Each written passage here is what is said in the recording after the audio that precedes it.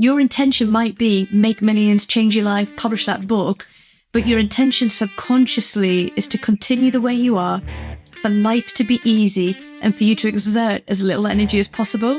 How crazy is that? Then we've got B energy.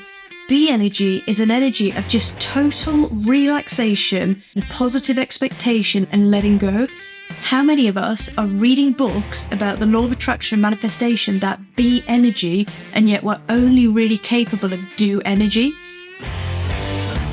So what do you do if you've been pushing and striving and working away, and speaking through gritted teeth if you're listening, pushing and striving and working away on a goal, on a mission, on a change for your life for literally years? I'm talking like half decade, and it isn't happening. And you start questioning, is manifestation real? Does law of attraction work? Or worse, your life is starting to go downhill. You feel like you're going backwards against your goal. It's starting to get a little bit dangerous, a little bit risky, and you're starting to feel very, very worried. I say starting to. You're way beyond that sometimes at this point. And you start saying, maybe I'm not cut out for this. Maybe I should just quit. Maybe I should just give up. And I'm thinking in particular about entrepreneurs, and especially purpose-driven entrepreneurs who want to do something special in the world, who want to make a living doing what they love. I remember there was a time in my life I wrote in my journal, maybe I'm just not cut out to do this. And something in me said, Lisa, one more time. You've spent so much time and energy getting this far. What if this year is the year that changed your life? But the other thing I did was even more important than that decision. The other thing I did was come to the conclusion that I'm not good enough, which is a really funny conclusion to come to, isn't it? For it to be on a motivational, positive channel of change. But it's a really important one, because I think there's a lot of messaging online about balance and taking it easy and you deserve it and all of these lovely positive messages. And it is true. Fundamentally, they're true. But it's ignoring the fact we didn't set the world up that way. We decided in our minds to build a commercially driven world that judges people on how much value that they can produce and how many people they can impact with that value.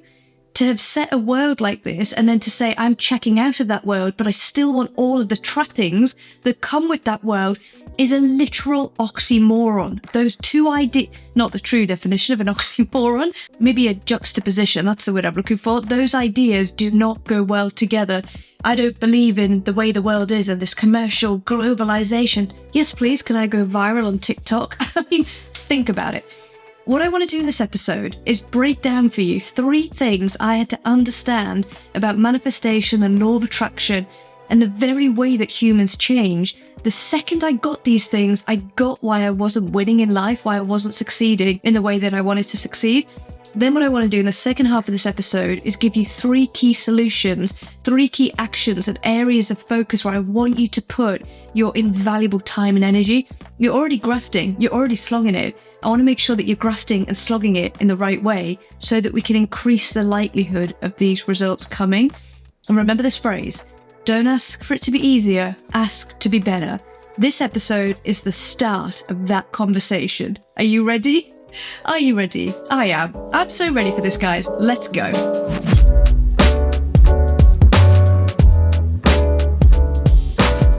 Okay, let's start with the 3 things I really had to understand in order to change my life and start manifesting things in a really, really crazy way. And I just want to say that these things, for context, they're not necessarily things that I read in books. I think books opened my eyes and started making me question things. And I always go to books. It's the first place I go when I'm stuck.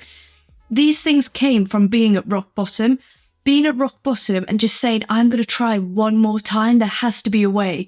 So there's moments in my life where I felt so depressed and lost and disconnected. Like I felt like I didn't want to be here anymore and I didn't want to continue. There's been times in my life when I've been so stuck in debt with people chasing for money and more bills coming and money being asked for out of the woodwork, just crazy situations. I started to think, what is going on? Lisa, what is going on? And I came to the conclusion, there's nobody up there, out there, watching and looking down and saying, that Lisa B, I think we should really make her suffer. I think that the world wants us to thrive and to win and to expand and to grow. I think that is inevitable for us. I think that's why we're here. And therefore, if we are not getting those things and doing those things and feeling that way in life, there must be something that we don't know or that we're not practicing or that is holding us back. And I honestly had to think and go so deep within and ask, what is holding me back? What is stopping me? And this is where I did turn to the books, start getting my eyes opened and realizing there is something missing in the literature that people aren't explaining. Let me try and summarize what those 3 things are now. The first one is that your true intention is actually hidden.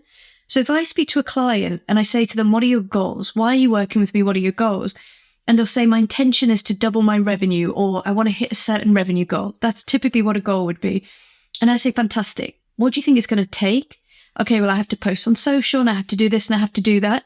I say, no, but what's it going to take in you? How do you think you're going to have to change? How do you think the way you talk to yourself is going to have to change? What healing work do you think is going to be required? And they're really difficult questions because, firstly, nobody really ever asks those questions, maybe sometimes. But secondly, we don't know the answers to those questions because if we did, we'd be doing them, right? If you knew for sure what was holding you back, wouldn't you be working on it? Wouldn't you be doing something about it? So I was watching a film the other day and somebody in the film shared this quote. The film is called Leave the World Behind. It's not a great film to watch. It's a fantastic film, but it's not a very positive, uplifting one. It's kind of spooky and scary, but I watched it. There was a great message hidden in it and I loved it. The quote was, nothing frightens me more than a person unwilling to learn, even at their own expense. That's a darkness I will never understand. If you knew what was holding you back and what was stopping you from getting the life that you wanted, can you hand on heart say, Lisa, if you could tell me right now what the block is, I would fix it, I would heal it, I would work on it? Or would there be subconscious processes working against you? Truth be told, I think for most humans, they say they're going to do the work, and it's not long before they're back being the way that they were, because the memory of who you were and who you are is so much stronger than the habits. And you can literally think of this as a path trodden in grass. If you think about a big grass pitch, and someone says, can you cross the field and go pick up, my friend who's on the other side and walk them back, help them with the shopping? You go, yeah, no worries. You see a path in the middle that's been trodden by loads of people, and you see loads of grass on either side. You don't say, I think I'll tread my own path here and walk through the grass. Very rarely. Logically, subconsciously, without even thinking about it, you go, oh, how handy, a path has already been made. I shall follow the path as everybody else has. That's what's happening to you subconsciously. Your intention might be make millions, change your life, publish that book, but your intention subconsciously is to continue the way you are, for life to be easy, and for you to exert as little energy as possible. How crazy is that? When you think about it, for you to change, you've got to spend your life in constant pain. The pain is a physical energy. How hard is it to make a YouTube video? How hard is it to edit a course? How hard is it to write a chapter? These are hard things. That's painful. You've got to sit in the discomfort and the pain of going against the grain, of doing something your family doesn't approve of or doesn't have a model for. And you've got to sit in the worst kind of pain of all, the pain of uncertainty, otherwise known as faith. Faith says, I'm going to walk this path because I have faith that at the other side, the person they said that was going to meet me will be there. That is faith. But how long are you willing to go on that path and take a few wrong turns and fall and stumble before you give up hope and just turn back or sit down and wait? I think the pain of uncertainty is one of the hardest pains to face. And I think if I said to you, go make 100 YouTube videos, and I promise you, I guarantee you, I've seen the future, your 100th video will pop off, go viral, and it will lead to £100,000 in a week in sales. But the deal is, it's only on your 100th video.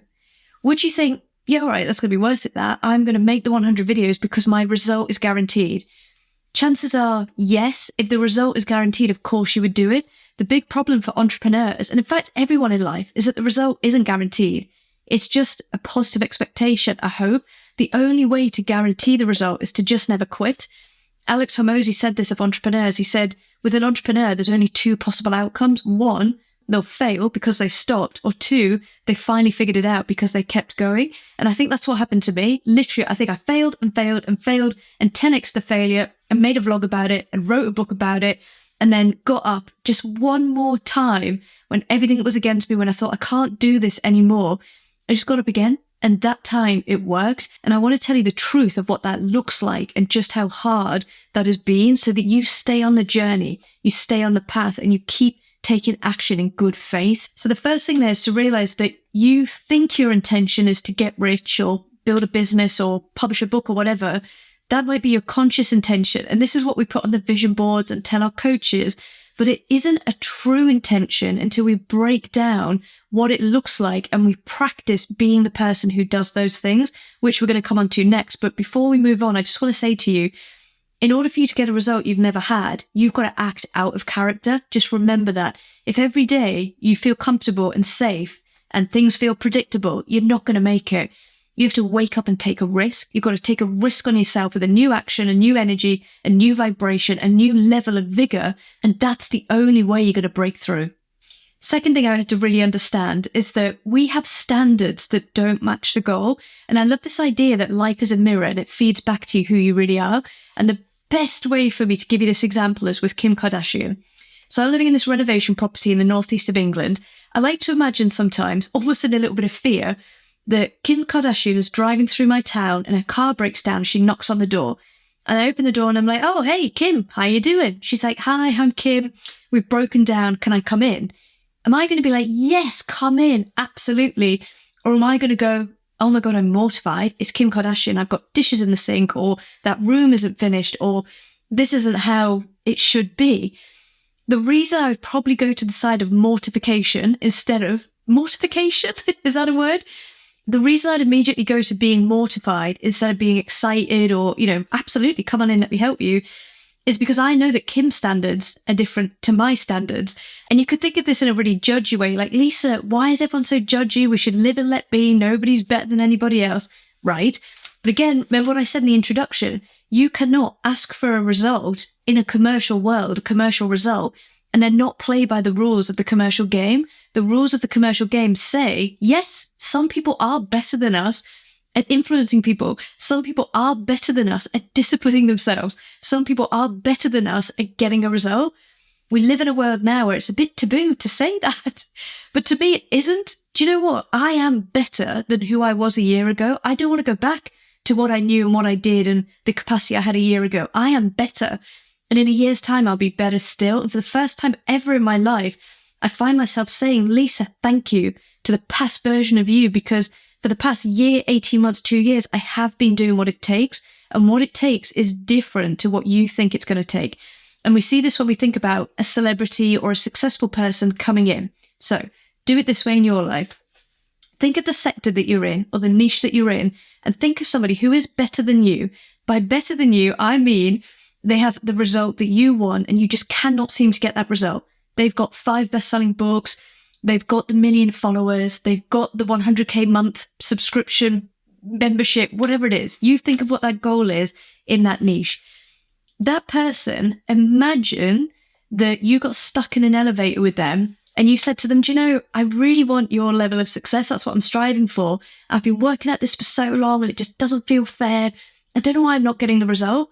Do you think that if they talked through your mindset and your habits and your vibration and your focus, do you think honestly they'd look at you and go, do you know what, you did everything it takes, just keep going? Or do you think they'd look at you and go, wow, you are so far short of the mark. Here's what it's actually going to take. Again, I can hear myself speak and I know I'm introducing a level of judgment into the conversation, but it's positive judgment. It's in a way if I want us to grow. And I want us to realize that if we've been striving for a result for half a decade and it hasn't come, and we don't think it's just because of time and there needs to be more time, we've got to accept there's an action we're not taking, there's a vibration that we're not aligned to, there's a thought process that we are not privy to. We have to learn what that is. What do you think that person would be thinking about doing, prioritizing? What do you think they're capable of that you're not capable of? When you think of it in that way, you might start to realize, it's obvious where I'm falling short. That person would be doing this and I'm not. That person would talk to themselves this way and I don't. That person has this kind of energy and feeling and vibration about them, and I've got this kind of energy, feeling and vibration about myself. So for example, just an observation, I feel like people with the results that I want typically have worked harder, like they can put more hours into the day. They work on their mental health and their physical health in a much more consistent way. They really prioritize the gym, nutrition, sleep. They have a greater capacity to handle stress and pressure, and I think they're way more disciplined. So where I might say, it's too hard to make a video, I'm just going to call it a day, or I've posted 2 videos this month, that's plenty. their standards would say, no way, this is no way near what we're capable of and what we can do. And it's no way going to get us the result. Push harder, lean in. We've got to figure out a way to make this happen. Figuring out a way to make it happen doesn't necessarily mean more hours, but in the beginning, most likely it does. But over time, it means earning a little bit more money, squirreling it away, and putting it to good use. It might mean being more creative, being more focused, just leveraging our time and our energy in a better way. But you need to know that you have standards that are dictating your life. They have standards that are dictating their lives. And what we want to do is compare our standards to theirs and ask, what can we learn? How can I grow? How can I step up? Because it is a stepping up. We're not going to pull the goal towards us. We have to rise up to meet that goal. And the best place to turn to figure out what's involved with that is to our mentors and our heroes and the people we look up to with the results that we want, and just ask them, what are you doing that I'm not? What are you thinking about that I'm not thinking about? What can you produce that I can't? That's the work. The third thing I realized is that you have to do a lot more in the beginning. And I mean do in a very specific way. So I wrote a book in 2020. I'm going to flash the book up on the screen right now. In this book, I said you can have, be, do anything you want. And I really meant it. You can have anything, you can be anything, you can do anything. And I didn't realize the flaw in the sentence. The sentence is in the wrong order. The order I realized in time was you can be, do, have anything you want. You've got to be the person who does the thing, then you can have it. And I realized this example from the gym. When I was at the gym and I was working out and I was getting ripped and I was really starting to see my abs come through, I liked two things about that. One, I could do the physical work, the sit-ups, and eat protein, and literally the result would come. And I was like, wow, there's a very specific action that leads to abs, and if I do it consistently, I can get it. I loved that alignment in the action. The second thing is I realized I couldn't say, give me the abs, and I promise as soon as you give me the abs, I will develop the discipline to go to the gym to be worthy of them. This is why you've heard studies about people who win the lottery and they say it's the worst thing that ever happened to them, because not only do they spend all of the money, but they end up in more debt. That's because they got the abs before they were the person who could manage the abs or maintain the abs. And so they continued with their same thinking, their same habits, their same excuses, their same standards, and ended up back where they were and worse. But now they feel the pain of what they had. They had a little taste of it and it was taken away. Same with money. The money came in. They didn't understand money. They didn't know how to manage it. Their thought process, beliefs, habits, vibration was not a match for that money. Of course, they got rid of it and then some to return them to the standard that they have inside. So go to the gym and working on my abs. It sounds so funny, but that is what helped me realize you've got to be the person who does the thing, and then you can have anything that you want. But there's a little secret with this as well. The be, do, have energy are different levels of energy. And I just want to talk you through them, because when I realized this, it changed the game for me, and I understood how different books talk on different energy levels. So bear with me on this. Do energy is an action, grit, sweat equity action. That is going to the gym and doing the sit-ups. You're doing the thing. Obviously, you're going to get the result, but it's also very physical, very manual, very time consuming. Have energy, to me, feels more like organization and leverage. So have energy would be, instead of just going to the gym, now I have money, I have a resource, and I pay a coach. And the coach says to me, Lisa, we need to be working out 4 times a week, not 3. Get your ass to the gym, let's go. Also change your protein from this to this and tweak your exercise in that way and watch your form here. And then all of a sudden, the work that I'm doing has more impact. In a business, do activity would be turning up on Zoom or in person and doing a coaching session one-on-one. Whereas have energy might be something like, okay, I have resources here. I've got Zoom, I've got webinars, I've got a mailing list.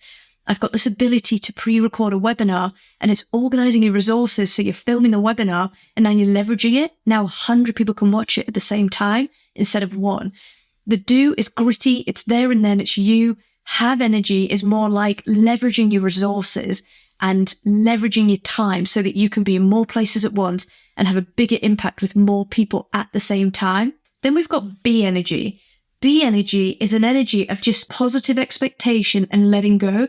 Be energy is an energy of, I know with utter certainty that life is unfolding in the absolute perfect way for me, and that everything I want, I'm a vibrational match for. It's just a matter of time. Be energy feels like this. You know when you want a puppy and you're desperate for the puppy, or a new car and you're desperate for the new car. Every time you see a car, you have envy, right? This isn't the be energy, wait for it. You have envy. Every time you see someone with a puppy, oh, I love that puppy, I really wish I had a puppy, and you start pining and start wanting and start longing. That isn't B energy. That's the opposite of B energy. But then you put a deposit down on the car or a deposit down on the puppy. All of a sudden, you have the car, have the puppy, but you don't actually, do you? It's just a promise that it's coming. Now you're not desperate, you're not pining, you're not cooing over other people's cars and puppies. You are now buying the dog bed and the dog bowl and the toys. Your energy has shifted from pining and wanting and desperation to preparing and knowing and being ready for that puppy to arrive. That's B energy. It's instead of asking for it and hoping and striving and waiting, it's more preparing for it to arrive, being in alignment with it. So when that puppy turns up, because you knew it was coming, you weren't like, oh my God, what a surprise. A puppy has arrived at my door. You go, yes, here's the puppy on the exact date that I ordered it, and I am ready. That's B energy. And this is what's really funny for me. This is what I realized. You know, books about manifestation, the law of attraction, that's B energy. Do you know books about habits and doing the action and focus and grit and resolve and taking action and projects and project management? That's do energy. And then books where they teach you about selling, marketing, leverage, growth, that's have energy. How many of us are reading books about the law of attraction and manifestation, that be energy, and yet we're only really capable of do energy? I think these are levels. I think you've got to begin by doing the work, by building the habits, building the consistency. Then we progress to the have energy. I think we've got to start organizing our time and our energy better, building capacity, using the systems. And I think then we progress to be energy. I would love for us to skip to be energy. I just don't think many of us are capable of it. But the people writing the books in be energy, that's all they know. For them, it's so obvious. And they're saying, set the goal, let it go, it'll totally happen. And they're forgetting that human beings are so flawed in the sense that they already have the debt. They are already behind, they're already struggling, and they're desperate. So their energy is only ever going to be one of longing, of striving, of desperation. And the cure for them isn't to ask for more or to organize their time better. It's to get out of bed and get on with the job at hand, do energy. So be the person who does the thing, and you can have anything you want, yes. But the levels are do the work, organize yourself, and let it go. All right, let's move on to what we're going to do with this information.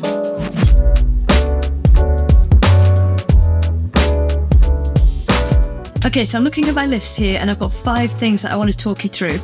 The first one is to have your vision in levels and break it down.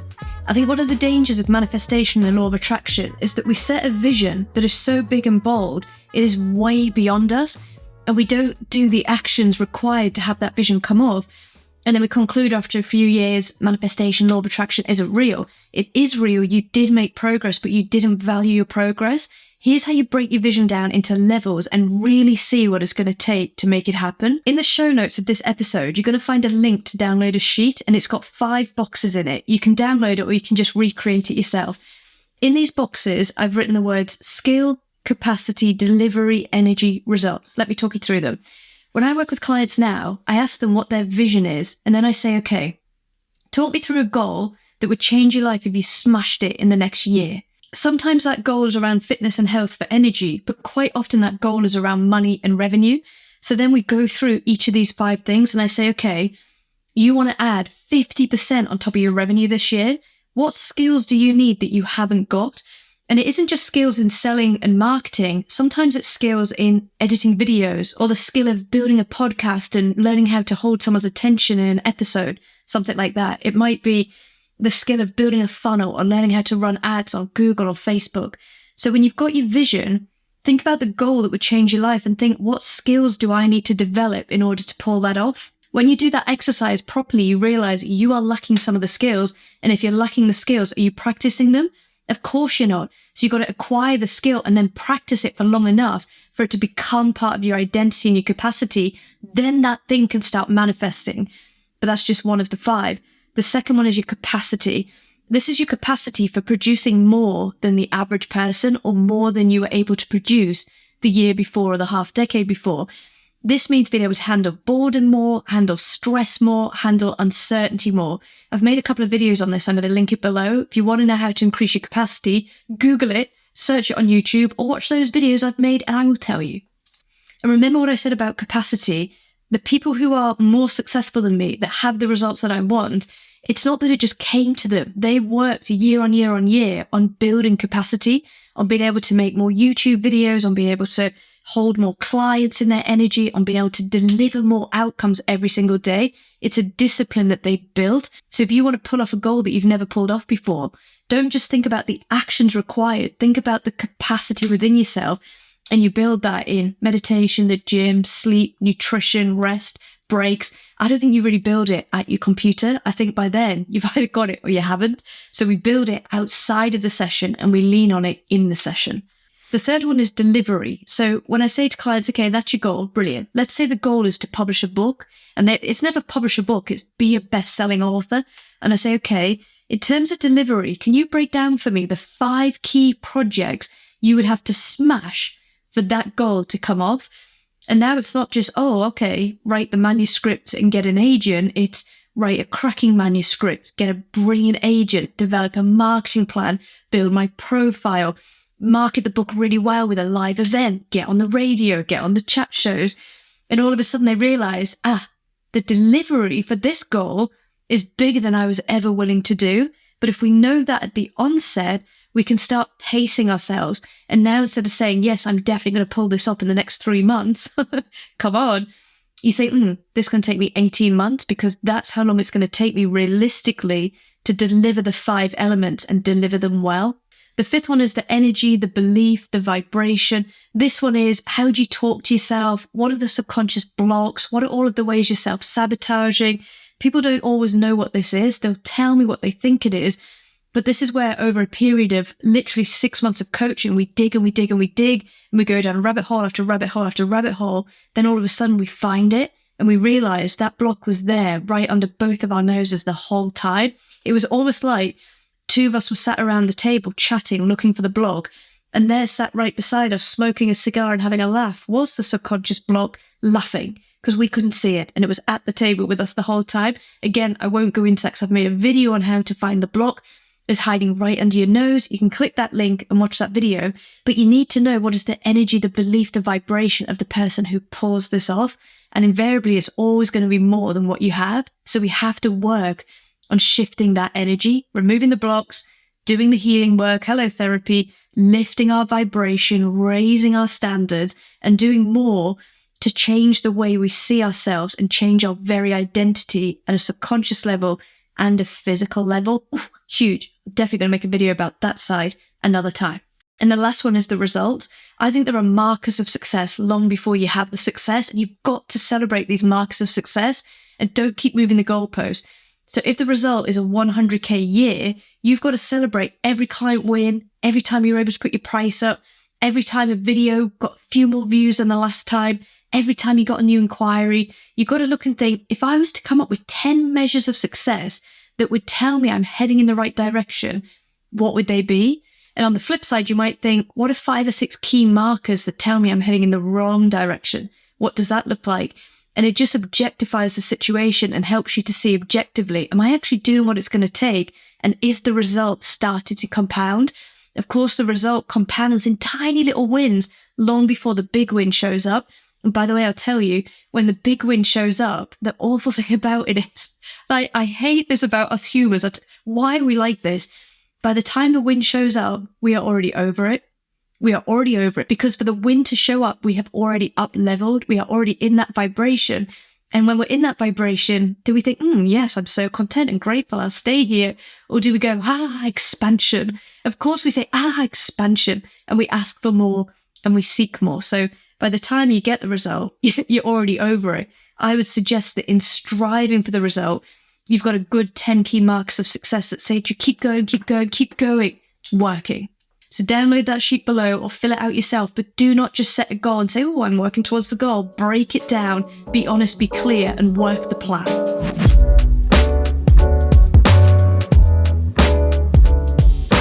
The next one is to study your true intention by seeing how you follow through. And there are 2 ways you want to follow through. The first one is in creativity and the second one is in habits. So do you remember in the beginning I said, we have this intention to make more money, grow our business, change our health, write the book. That's our verbal intention and we'll talk about that.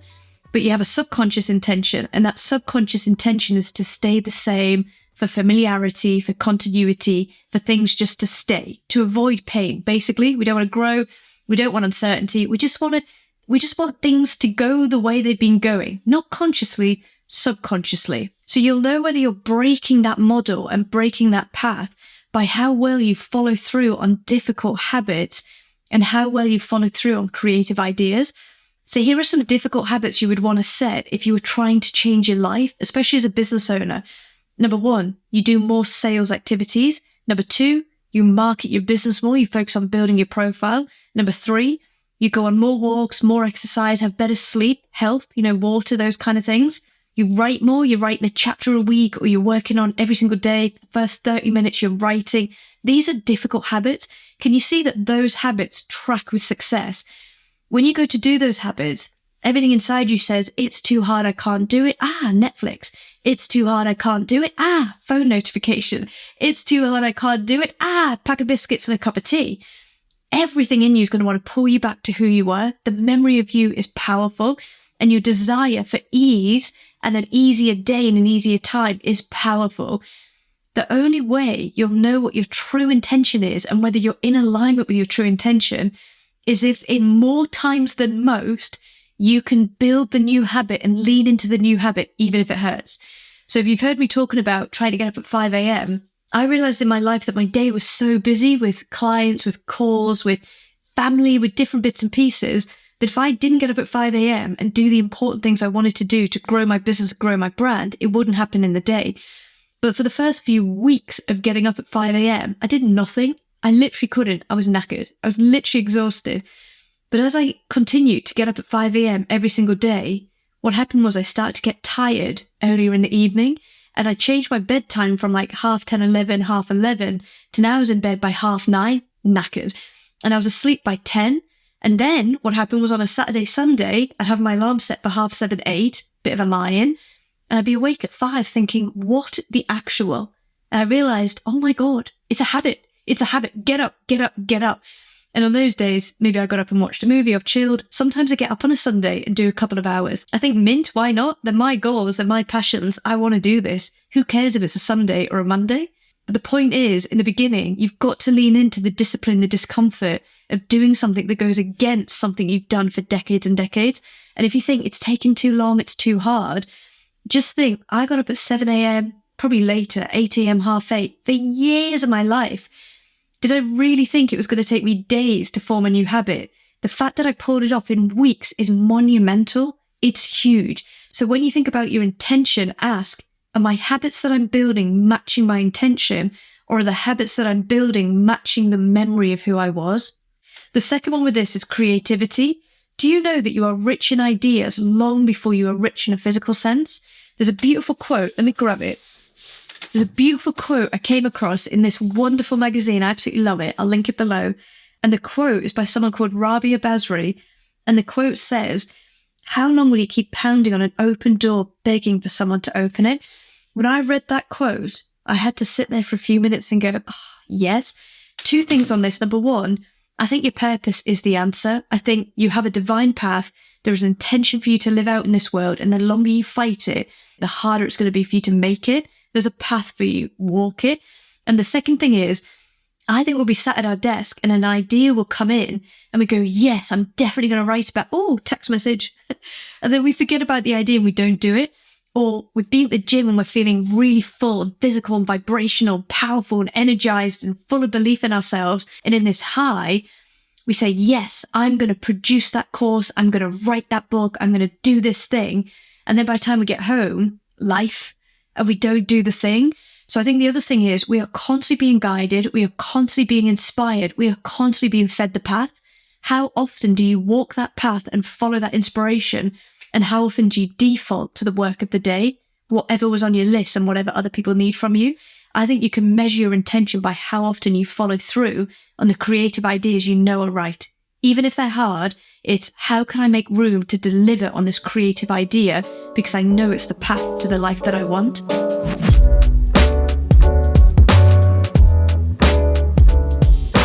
Number 3 is get better. At the very beginning, remember 3 hours ago before this episode began, I said, don't ask for it to be easier, ask to be better. You've got to really ask yourself, where am I falling short of what is really required to pull this off? And this means building skill. There's a few ways that you're going to do this. 1, read books, get insights, yes.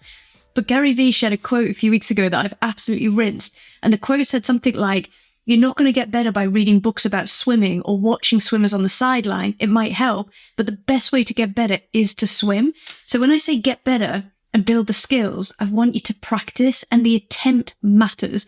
So one thing I'm really trying to do is grow my podcast and grow my YouTube channel, and I'm really studying what it takes, but I'm also working really hard to build my capacity to add value. It takes me a long time to think of the ideas, to put them together, and then it takes me 5 or 6 takes to produce this content. The feedback I'm getting is really good, and I'll be honest with you and say the feedback feels different to how it felt a year ago when I attempted this. I've been trying to grow on YouTube for a long time. I had a channel before this, and it took me 1,000 videos to get to 1,000 followers. About a year ago, I said I'm starting again with what I know, and I'm going to lean in to the new skills that I've got, to the new capacity I'm building, to this niche audience that I really understand, and I'm going to focus on making content that is so rich and original and niche in the insights and the wisdom that there's nothing else like it on the internet. That was my goal. It took me 66 videos this time, compared to 1,000. It took me 66 videos to get to 1,000 subscribers. Something's working. But I will tell you, it's a decade of work. You might think, Lisa, oh my God, if it took you a decade to get here, I don't know if I'm interested. A decade to get here and build 3 multiple 6-figure companies at the same time, and overcome depression, and write an Amazon best-selling book, and launch a podcast, and renovate a house, and do all of the other things that I've done in my life. I did not concentrate on YouTube and my podcast. That's one of the problems. I did it alongside 5 other amazing goals that I had at the same time. But the point is, if you want to get better, you can read the books and get ideas and study people, yes, but you only really get better in the upload, in the edit. You've got to practice, you've got to get in the water. So I want you to really think about those questions from before and ask, what skills do I need to build and how many hours am I putting into it? The person who posts 2 videos a month on YouTube gets 2 bits of feedback a month. The person who posts 8 videos a month on YouTube gets 8 bits of feedback a month. And I always remember seeing a video by a guy called Mr. Beast. You might know who he is. He's got something like, this number will already be wrong, over 200 million subscribers on YouTube. I remember watching a video by him and someone said, how did you do it? How did you get started? How did you become successful? And he said him and a few friends would make a YouTube video every single day. There's your first clue. Every single day. They'd make a video, upload it. The next day, they'd all get on a call, and the group of them, there was like 4 of them, would share feedback. What did they learn? So not only were they getting feedback every single day on their own videos, think of that volume, they multiplied it by 4 by sharing their ideas and pooling their knowledge as a group. Now, how much more quickly are they going to get to the result than the person posting twice a month and never really analyzing their results? So there is a skill to building skill. It takes practice. The attempts matter, but it's also about the volume of feedback that you can get from the market and the effort. So what skill are you trying to improve? How are you going to do it? And how can you compound or mastermind that by getting around other people with a similar goal and sharing the lessons to multiply how quickly you learn what it takes to win? It's pretty cool, that.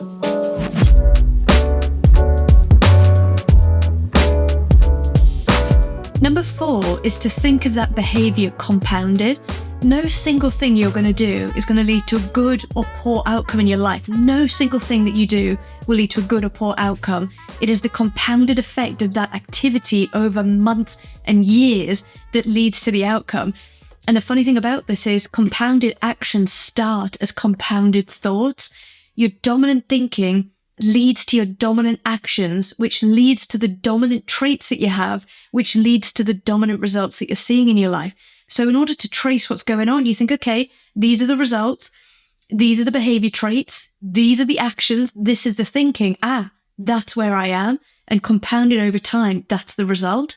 So no biscuit, no skipped gym, no skipped video is going to have any effect whatsoever on your life and business unless you do it every single day. That compounded will give you a result that you don't want. And I only realized this from years of practicing that. When I say years of practicing it, I used to have behaviors of whack it on a credit card. It's just this once. But it was every time just this once, or one more biscuit, just this once. I'll quit tomorrow. Tomorrow never comes. There's got to be a day zero, where you go, I'm going to sit in the discomfort of, I'm going to wait and save the money and buy it instead of use my credit card, or I'm going to suffer and not have the biscuit and maybe have an apple instead, or some broccoli with a bit of chili and salt and some scrambled eggs, something that will really fill me up. I'm going to go through that today and every day, and that compounded will lead to the life that I want. So watch yourself day to day and watch how many times you go, just today, I'll skip it, or I'll do this behavior. And with every single behavior, I've got to the point now where I say, Lisa, this compounded, what will it do? Skipping the gym compounded, what does that look like? Skipping this upload compounded, what does it look like? And if I do mess up and I miss a day or I miss a week, it's how quickly can I get back to the habit, because that is what's going to compound and build the life that you want. So when you think about law of attraction and manifestation, this is where people say you don't get what you ask for, you get what you are, and you are your habits compounded over time, and your life is matching that. Your life is literally a mirror to who you are and the habits you've got compounded. The life you're living, you didn't build it today. You've been building it for 3 years. And the life you will be living in 3 years, you won't build it the day before. You are building it now every single day. It's compounding into the life that you will eventually live. And I do think there's a moment when you are going to wake up, be a flash of an eye. You get to look in the mirror and say to yourself, thank you, past version of me, for suffering and saying no, or saying yes, or leaning in, or making a change, because now we get to live this incredible life. And it's only because we made a change, one day, every day.